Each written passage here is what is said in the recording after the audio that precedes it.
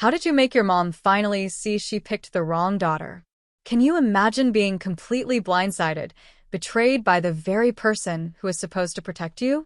I'm talking about my own mother, and a shocking twist involving tens of thousands of dollars, a manipulative stranger, and a betrayal that almost destroyed my life. What the hell happened next? You won't believe it. It all started when I was 28. My mom adopted Haley, a 16-year-old, calling her a miracle blessing from heaven. And honestly, I was thrilled for my mom. She'd been so lonely since my dad passed, and Haley was about to age out of foster care. Mom wanted to give her a chance, a noble cause I completely supported. I even helped with the adoption costs, $5,000 straight from my savings. The first month was picture perfect. Mom was glowing, Haley was polite, helpful, so grateful. Then, things shifted. Mom started calling me, always with requests. Haley needs new school clothes, can you take her shopping? Of course, Mom. I dropped $800 that day. Haley picked out designer, everything. Mom said, she deserves it after her hard life. Next week, Haley needs a laptop for school, so that was $2,000. Then a new phone, the latest model, another 1,000. Mom would call me, practically in tears. This poor child has never had anything nice. You had everything growing up. You can afford to help your sister. My stomach would clench. She's not my sister, Mom. She's your adopted daughter. And Mom's voice would turn cold. How can you be so cold? She's family now. By month 3, I was Haley's personal ATM. Dance classes, $800 a month. Private tutoring, $600. Clothes, shoes, spending money. Mom never once asked if I could afford it. She just assumed I would pay. Meanwhile, my own birthday came and went. Mom forgot it. The first time in 28 years. She was too busy taking Haley to a spa weekend. Haley needed relaxation after her traumatic past, she said. A spa weekend I paid for. I tried setting boundaries. Mom, I can't keep funding everything for Haley. You have your pension. She was instantly offended. That barely covers our expenses. You make good money. Haley deserves the same opportunities you had. I stared at the phone, disbelief rising. I worked through college, Mom. You made me get a job at 16. Her reply? That was different. You were privileged. Haley needs nurturing. Christmas came. Mom invited me over, and when I arrived, the tree was drowning in gifts. All for Haley. Mom hadn't gotten me anything, not even a card. I didn't want to make Haley feel bad by having you here with presents too, she said, almost apologetically. This day is about her feeling special. I left. Mom called me selfish for ruining Haley's first real Christmas. The sting of that accusation, it burned. In January, Mom called, practically hyperventilating. Haley got accepted to a private college. $50,000 a year. You'll help with tuition, right? My jaw dropped. Mom, I'm saving for a house. Her voice turned icy. Your sister's education is more important than your comfort. She's not my sister, and I already have student loans from my own education. I shouted. You can afford both. Stop being greedy. That's when I finally said it. No. Mom didn't speak to me for 2 weeks. Then she called, crying. Haley was devastated. Thought I hated her. Mom claimed I was destroying this child's future. Fine, I thought I'll pay for 1 semester. See how she does. $25,000 later, Haley failed every class. She'd spent the semester partying. Mom, of course, made excuses. She's adjusting. Never had structure before. Needs more support. Pay for another semester. No. This time, Mom got truly nasty. After everything I sacrificed raising you, you can't even help your sister succeed? I actually laughed a hollow, bitter sound. You sacrificed? I started working at 14 to buy my own clothes. You were a single mother doing your best, but Haley is getting way more support than I ever did. That's when she played her trump card. I'm changing my will. Everything goes to Haley. She needs it more. You're successful. You don't need inheritance. I actually snorted. What inheritance, Mom? Your house with a second mortgage? Your 10-year-old car? She hung up on me. 2 days later, Haley called. Mom says you're jealous of me, she said, her voice sugary sweet. I think we should talk. We met for coffee. Haley ordered the most expensive drink, put it on my tab without even asking, then laid out her plan.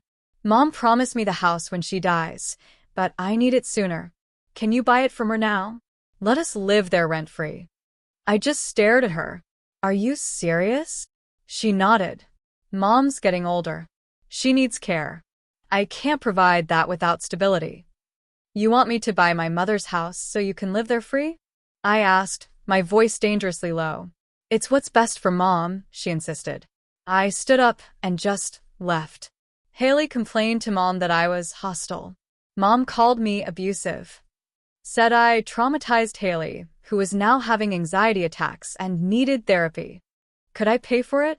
That's when I made my decision. I called Mom's sister, my Aunt Rachel. I told her everything. The money, the endless demands, the will threat. Rachel was furious. She'd been sending Mom money monthly, thinking Mom was struggling. Then I called Mom's brother, my Uncle Keith. Same story. He'd been paying Mom's car insurance and phone bill, all for Haley's supposed benefit. We compared notes. Mom was collecting almost $4,000 a month from family, plus her pension, plus my payments for Haley. She'd been playing everyone. We all stopped payments immediately. Mom called each of us, panicking. Her bills were past due. Haley needed things. We suggested she get a job. Or Haley could get a job. Mom was appalled. Haley is focusing on her studies. What studies? She dropped out after failing. Mom hadn't told anyone that part. Last month, Mom called me crying because Haley left. I woke up the next morning, but I couldn't get out of bed right away. My phone sat on the nightstand with 6 missed calls from Mom, all from yesterday. I grabbed my laptop instead and opened my banking app. My checking account showed $2,847. 3 months ago, it had been $18,000. I clicked through to my credit card statements, adding up the numbers again, even though I already knew. Card 1, $800. Card 2, $12,400. Card 3, maxed out at $15,000. Card 4, $6,800. That was $42,400 in 3 months. The laptop screen blurred, and I had to blink a few times. Haley was gone now, and I should have felt relieved, but instead, I just felt used up and stupid. I called my boss and told her I had food poisoning. She told me to feel better, and I hung up before she could ask questions. The apartment was quiet. I sat there, staring at those red numbers on the screen until they stopped looking like money and just looked like a mistake I couldn't undo. Mom's first voicemail played while I was making coffee. Her voice sounded thin. Panicked. Haley cleaned out the guest room and took everything, including the laptop you bought her. I need you to call me back right away. The second message came 10 minutes later. This is your fault for being so unsupportive, and now Haley's gone, and I don't know where she is. The third message, Mom was crying. You drove her away with your attitude, and now I'm all alone again. Message 4 accused me of being jealous. Message 5 said I needed to help fix the situation. Message 6, left at almost midnight, said Haley took the new phone too, and Mom needed me to replace it so she could contact her. I deleted all 6 messages without responding. Whatever Mom wanted, it would cost me money I didn't have or energy I'd already spent. She'd either want me to go looking for Haley or hand over cash to replace what Haley took. I poured my coffee and unplugged my phone. Rachel called that evening while I was eating cereal for dinner because I hadn't gone grocery shopping in 2 weeks. Her voice had an edge to it I'd never heard before. I hired someone to look into Haley's background, she said. A private investigator named Olive Henderson. I almost dropped my spoon. Rachel kept talking. Olive found records from the state foster system.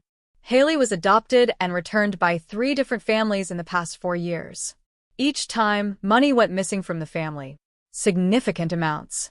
Credit cards, cash, jewelry that got sold. The first family lost almost $20,000. The second family pressed charges, but Haley was a minor, so the records got sealed. The third family just returned her to the state without filing a report. My stomach felt sick, even though I'd barely eaten. Rachel's voice got quieter. Your mother either didn't check Haley's history, or she saw it and didn't care. Either way, this was always going to happen. We hung up after Rachel promised to email me the investigator's report. I sat at my kitchen table with my bowl of soggy cereal and felt validated, furious, and stupid all at the same time. Keith called me 3 days later with a plan. A family meeting at his house Saturday afternoon. He'd already called Rachel and Mom's other brother, Tom, who lived 2 states away. Tom had been sending Mom money too, about $800 every month for groceries. Keith wanted everyone except Mom to compare notes and figure out exactly how much money she'd collected. I drove to Keith's house that Saturday and found Rachel already there with a notebook. Tom showed up 20 minutes later, looking tired from the drive. We sat around Keith's dining room table with our bank statements and receipts. Keith had been paying Mom's car insurance, $180 monthly, plus her phone bill, another $95. Rachel had been sending $600 every month for utilities.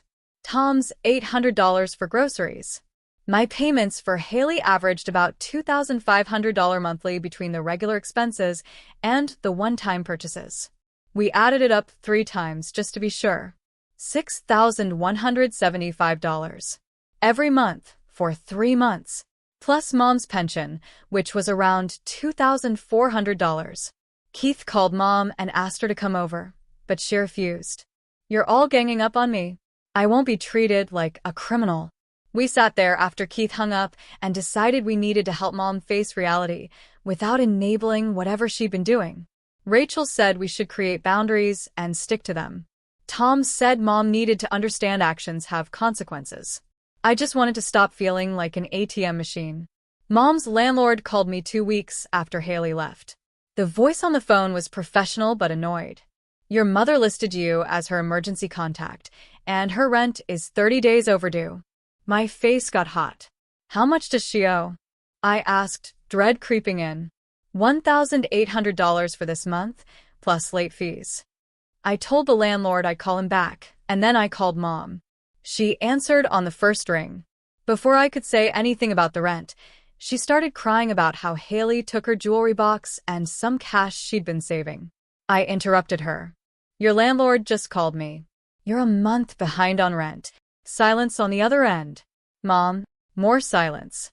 Then she started talking fast, explaining how the money from the family had been going to Haley's expenses, and now she didn't have enough to cover everything.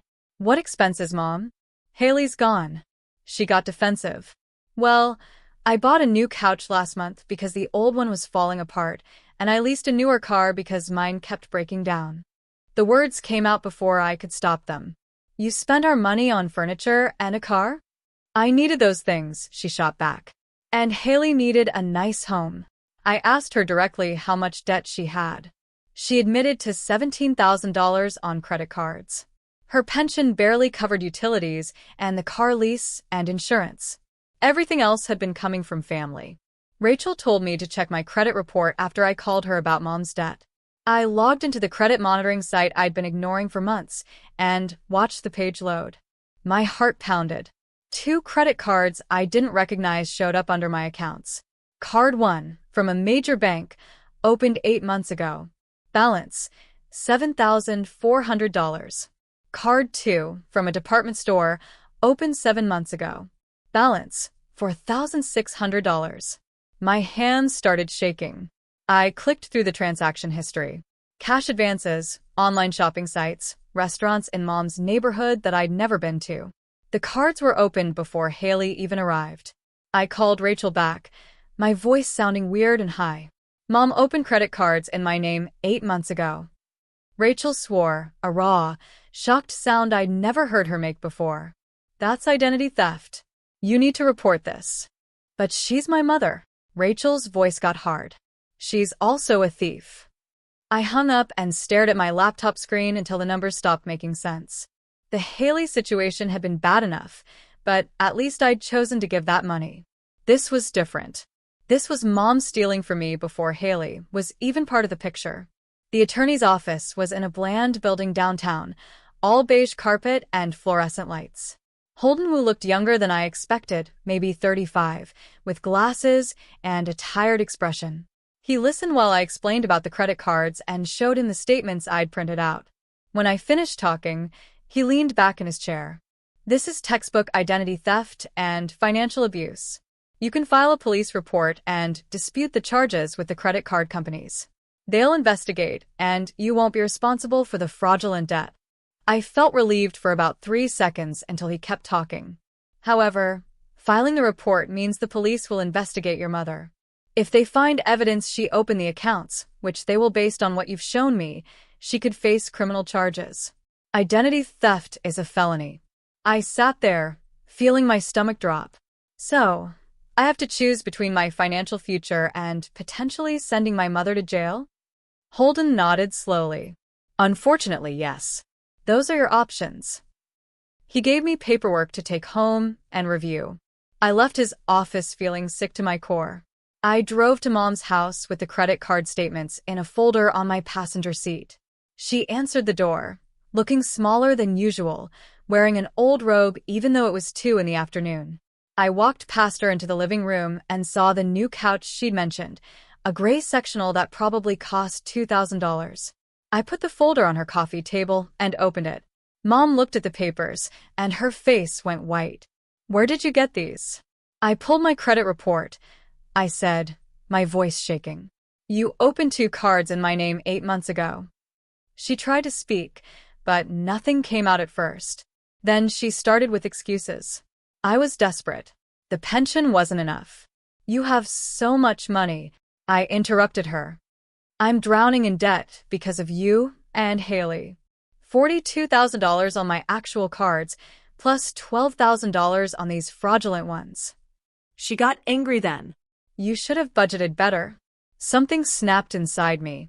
I'm filing a police report if you don't sign a payment agreement right now. Her face cycled through shock, then more anger, then she started crying. You'd really do that to your own mother? I pulled out the agreement Holden had helped me draft. $50 monthly, until the $12,000 is paid back. 240 months. 20 years. She grabbed the paper with shaking hands and read it. This is ridiculous. Sign it, or I go to the police today. She signed. Keith called me 3 weeks later, his voice tight with anger. Haley contacted my daughter through Instagram, he said. Sent her a message about being homeless and needing help. My cousin Jessica was 19, worked at a coffee shop. She almost sent Haley $200 before Keith saw the messages and stopped her. He'd shown Jessica the investigator's report and explained what Haley had done. I felt protective rage flood through me. She's targeting the younger generation now. Keith agreed. I'm warning everyone with kids. She's probably going through a list of everyone connected to your mother. I thanked him and hung up. Then I called Olive Henderson and asked her to dig deeper into what Haley had been doing since she left. Olive called back 4 days later with information that made me want to throw my phone across the room. Haley is living with a 32-year-old man named Derek in the next county, she said. They're in an apartment he's renting. I found her social media accounts under a different name. She has posts from 2 weeks ago bragging about scamming her rich adoptive family. One post called my mother a stupid old lady who believed everything. Olive sent me screenshots, and I looked at them on my laptop. Haley's face in the photos looked happy, smug. The post talked about how easy it was to manipulate people who wanted to feel like saviors. There was no remorse anywhere. No guilt. Just satisfaction at pulling off a successful con. I saved all the screenshots to a folder on my desktop and felt something settle inside me. This confirmation that Haley never cared, that it was always calculated, somehow made it easier to accept what had happened. The evidence was clear and final. I forwarded Olive's report to Keith and Rachel that evening. The screenshots got saved to a shared cloud folder we created for documenting everything related to Mom and Haley. Keith called me 10 minutes later and told me he was adding his daughter's Instagram exchange to the folder. We were building a case without really meaning to, just trying to protect ourselves and track the damage. Rachel texted the group chat, asking if we should show Mom the evidence about Haley's social media posts. I typed back that Mom probably wouldn't believe it, or she'd make excuses. Keith agreed. We decided to keep the information for ourselves unless Mom brought up Haley again. My phone rang at 2 in the morning 3 days later. Mom's name flashed on the screen. I almost didn't answer because I was so tired of her manipulation and late-night drama. But something made me pick up. She was breathing hard. Her voice sounded wrong.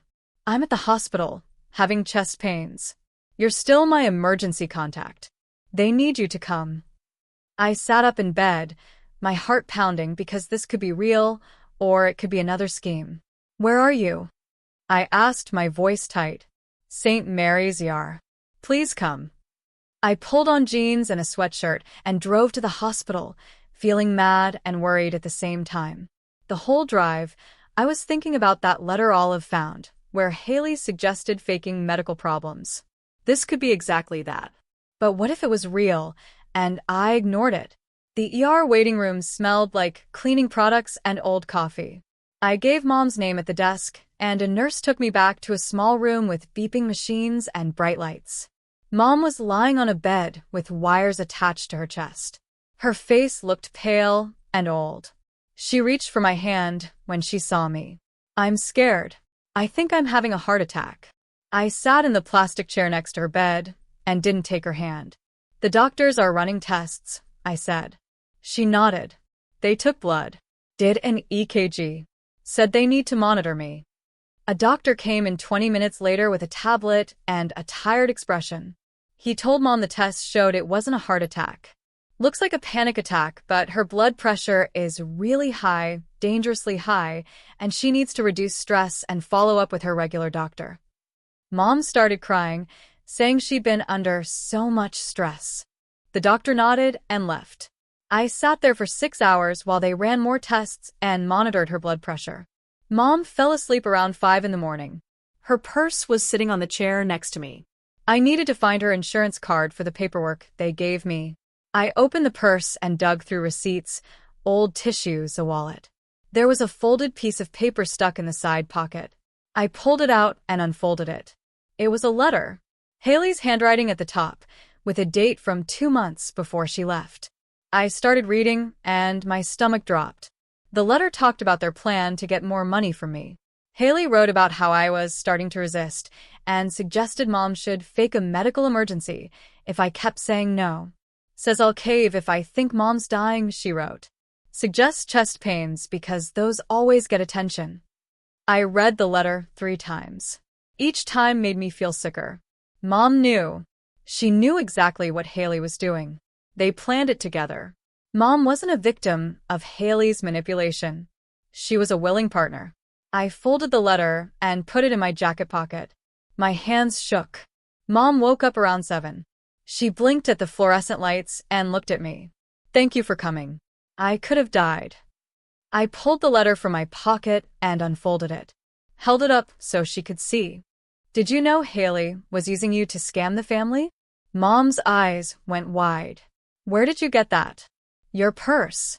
While looking for your insurance card." "Answer the question." She tried to grab the letter, but I pulled it back. "That's private. It's evidence." "Did you know what Haley was doing?" Mom's face changed. From shocked to defensive. "I don't know what you're talking about. The letter literally describes your plan to fake medical emergencies." She looked away. Started picking at the hospital blanket. I knew Haley had been in trouble before, but I thought if I gave her love and money, she'd change. "That's not an answer." I cut her off. "Did you know she was scamming us?" Mom was quiet for a long time. Then she nodded. "I got caught up in having someone who needed me. After your dad died, I felt useless. Haley made me feel important. I didn't want to see the truth about what we were doing." For the first time ever, she said she was sorry for hurting me. Then immediately added that she was lonely and grieving and didn't know what else to do. I folded the letter and put it back in my pocket. "I'll help you get stable, but only under specific conditions." "What conditions?" she asked, her voice wary. "We're writing a contract. I'm not giving you any more money without rules. Mom looked insulted. I'm your mother, not a business deal. You opened credit cards in my name and planned fake emergencies with Haley. I countered, my voice flat. This is a business deal now. She didn't argue after that. I called Holden Wu from a hospital parking lot and explained what I found. He said he could draft an agreement and have it ready by tomorrow. I drove home and slept for 3 hours, then went to Holden's office. The contract Holden created was simple. Mom must attend financial counseling. Pay me back $50 monthly for the fraudulent credit cards. Have no contact with Haley. And I would only provide emergency help after checking that the emergency was real. I took the contract to Mom's house 2 days after she was released from the hospital. She read it at her kitchen table. Her mouth got tight. You're treating me like a criminal. You committed fraud against me, I said calmly. Sign it, or I file a police report. She picked up the pen. Her hand shook when she signed her name at the bottom. I made a copy on her printer, left one with her, took mine back to my apartment, and put it in the folder with all the other documents. Having clear rules written down made me feel stronger instead of guilty all the time. 3 weeks passed. Mom called on a Tuesday afternoon. Her voice sounded normal, not panicked. My car needs repairs. $300. I can't get to my doctor appointments without it. I was at work and stepped outside to take the call. Get a written estimate from the mechanic first. What? You don't trust me? She exploded. Started yelling that I was a cruel daughter who didn't care if she died because she couldn't get to the doctor. That I was punishing her for one mistake. That she raised me better than this. I hung up. She called back 4 times. I didn't answer. She didn't speak to me for 12 days. The silence felt peaceful instead of punishing. I didn't miss her calls or her guilt trips. On day 13, she texted, asking if I was free for coffee. I said no. A Facebook message appeared in my filtered inbox on a Saturday morning. It was from Haley. Long paragraphs about how Mom was telling everyone I abandoned them both. How Haley wanted to apologize and explain her side of things. The message said she was pregnant and scared, that Mom was sick because of me, that she just wanted one chance to make things right. Every sentence was designed to make me feel guilty. I recognized all the manipulation tricks Olive warned me about. The fake pregnancy, the blame, the claim that one conversation would fix everything. I screenshotted the entire message, sent it to Holden Wu with a note that Haley was still trying to con me. Then I blocked Haley on Facebook, Instagram, and every other platform I could think of. Blocking her felt powerful, like I was finally learning to protect myself instead of falling for fake remorse. For months after the family stopped sending money, Mom's landlord filed for eviction. Mom called me, sobbing. I'm going to be homeless. They're kicking me out. I can't live on the street. I called the landlord directly and verified the situation. Mom owed 4 months' rent. Hadn't applied for any assistance programs. Hadn't looked for cheaper housing, even though I sent her a list of affordable apartments. The landlord sounded tired when he talked about Mom. Said he gave her extensions and payment plans, but she spent money on other things instead of rent. I called Rachel and explained the situation. We spent a weekend helping Mom find a small apartment that cost half what her current place did. Keith agreed to co-sign the lease. Mom cried when she saw the new apartment. It's so small. This is what you can afford. She moved in 2 weeks later. I helped her pack and watched her lose the house she'd lived in for 15 years. Part of me felt sad watching her downsize her whole life into a tiny 1-bedroom, but another part knew this consequence was necessary. She created the situation by lying and stealing and refusing to budget. Keith, Rachel, and I met at a coffee shop the week after Mom moved. We sat at a corner table with notebooks and coffee cups. We needed a plan for helping Mom that didn't let her manipulate us or drain anyone too much. Keith suggested we rotate checking on her. Each of us takes 1 week per month. Rachel said we should split her therapy copays 3 ways if she actually goes to therapy. I added that she needed to provide documentation before getting financial help. We wrote everything down, created a shared calendar for the check-in rotation, set up a group chat for coordinating. Having my extended family support made this feel manageable instead of overwhelming. We all agreed that helping mom means accepting she'll probably never fully understand what she did wrong, but we can still support her basic needs without enabling bad behavior. I started seeing a therapist named Paloma Silva in October. She specializes in family trauma and financial abuse. Her office had soft lighting and comfortable chairs. The first session, I told her everything about Mom and Haley and the money. Paloma listened without interrupting. Then she asked me about my childhood. I talked about working since I was 14, about Mom making me buy my own clothes, about always feeling responsible for Mom's happiness. Paloma helped me see patterns I never noticed before. How Mom used guilt and obligation to control me my whole life. How the Haley situation was just an extreme version of dynamics that already existed. I cried in her office, realizing that Mom's manipulation didn't start with Haley. It started when I was a kid, and Mom made me feel responsible for fixing her loneliness after Dad died. Processing this hurts, but Paloma teaches me to separate love from obligation. Shows me that protecting myself doesn't make me a bad daughter. Each session helps me understand that I can care about Mom without sacrificing myself. 6 months after Haley left, Mom and I met for lunch at a restaurant neither of us picked. Neutral territory. We sat across from each other with menus between us. Mom looked older than she did a year ago. More tired. We ordered food and then sat in uncomfortable silence. Finally, Mom spoke. I resent that you became successful, while I feel like I wasted my life. Having Haley made me feel important and needed in ways I hadn't felt since your father died. Her honesty surprised me. I told her I needed her to see me as a person instead of a resource, that I can't keep being her solution to every problem. She nodded slowly. Didn't fully understand, but agreed to keep trying in therapy. We ate our food and talked about small things, the weather, her new apartment, my job. Nothing deep, but it was honest. We left the restaurant with an understanding that our relationship will never be what either of us wanted, but it can be real and have boundaries. That felt like enough. 7 months crawled by with me checking every dollar twice. My debt was shrinking bit by bit. I ate leftovers for lunch and skipped buying new clothes. My coworkers went out for happy hour, and I stayed home. The sacrifices added up slowly, like pennies in a jar. By month 6, I had $12,000 saved. By month 7, I hit $15,000, enough for a down payment on something small. I met with a real estate agent who showed me 3 houses in my price range.